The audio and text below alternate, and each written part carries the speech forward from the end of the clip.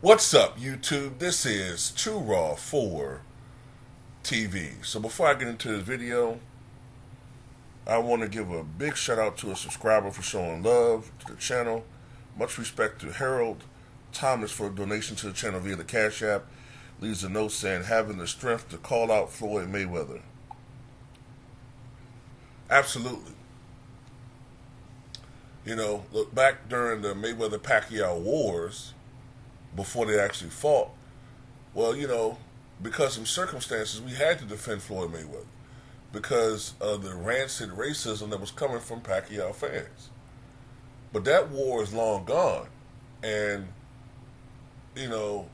alliances out of necessity due to circumstance no longer apply. And we've gotten a good long look at what Floyd Mayweather stands for. He stands for capitalism, which is fine. But he could care less about our community. He has no alliance with our community. He's always bad-mouthing black people. He's always disrespecting black people, disrespecting black athletes, ducked black athletes while he was fighting. So no, I don't look at him in any type of reverence, other than the fact that I did think he was a great fighter, but the respect that he thinks that he deserves was not given to him because of the fact that those who watched boxing at that time recognized that he ducked guys. He ducked guys that stylistically would have given him problems. And the great ones didn't do that. It's not about the name that you're fighting. Some people are, this guy didn't do much. Yeah, a guy can get 13, 15 losses, but his style and ability could give a guy like Mayweather problems. And he recognized that a lot. So he always went for the easier opportunity for the easy payday.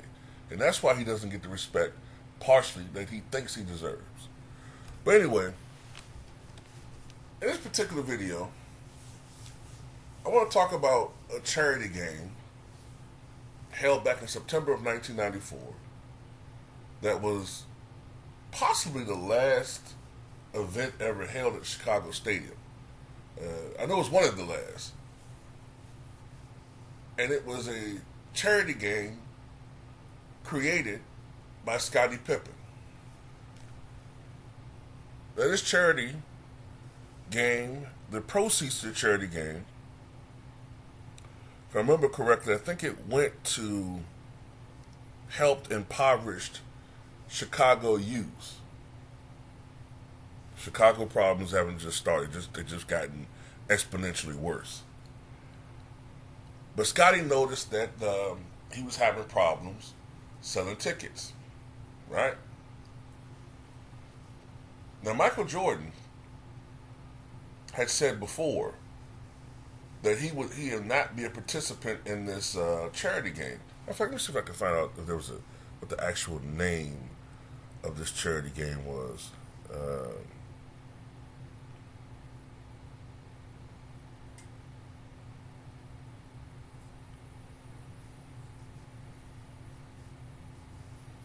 Well, let's just say All-Star Benefit game. So they were having problems. Scottie Pippen and the organizers were having problems selling tickets for this game. And Michael Jordan had previously said that he didn't want to be part of it. At this time, Michael Jordan was playing baseball.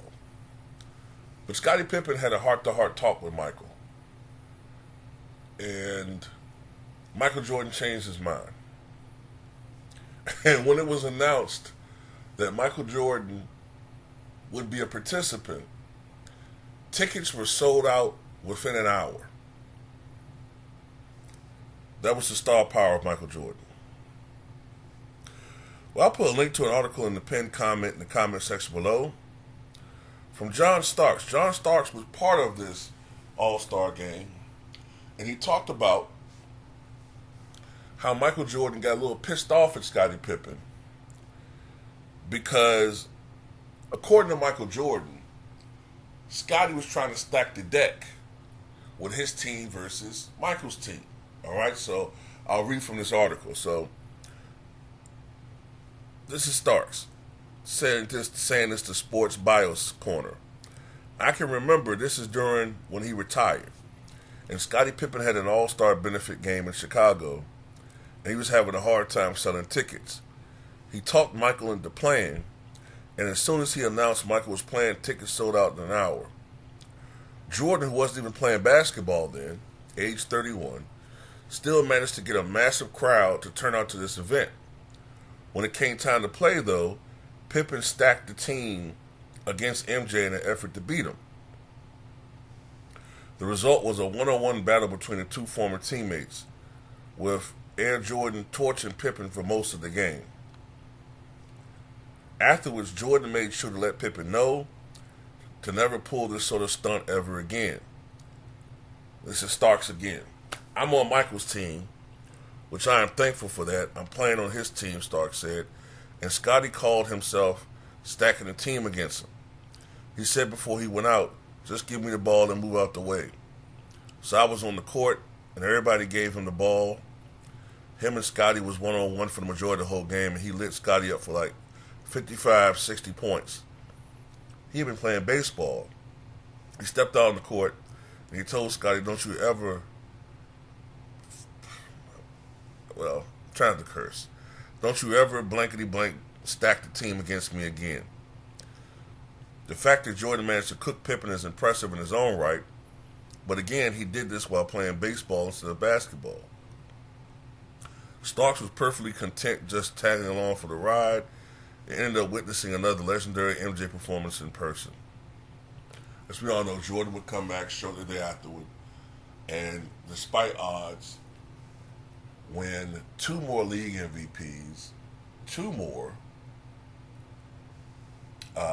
All-Star Game MVPs, 3 more championships, 3 more scoring titles, and a plethora, 3 more finals MVPs, and a plethora of other awards, all defensive first teams, all NBA first team, et cetera, et cetera, et cetera. I think the final score of that game was 187 to 150. So we can't really say that, the defense was the best. Pippen, I think, had 24 points in that game. Jordan had 52. So it wasn't 55-60, but it was 52. Interestingly enough, Jordan's teammate, who was a young, still relatively unknown guard by the name of Anthony Penny Hardaway, poured in 42 points in that performance. The very next season, Anthony Hardaway would make his presence known in the NBA, as his team would go to the NBA Finals for the first time in its history, the Orlando Magic.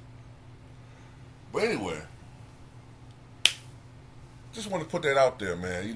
Michael's competitiveness didn't just end with, guys he normally played against. It was there even with his teammates. And also,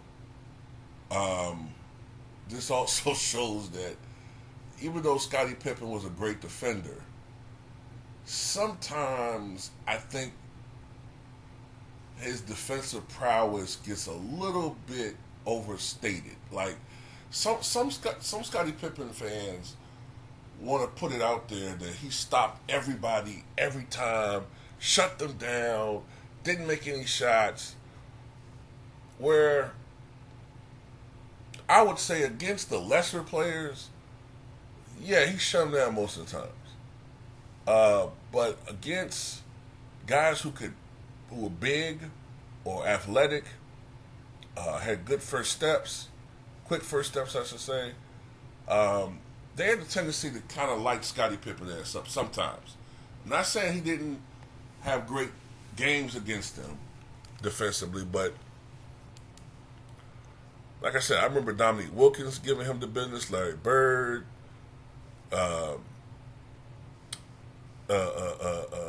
Jamal Mashburn, Jordan in practice, Jordan in his charity games, Kobe Bryant, Charles Barkley,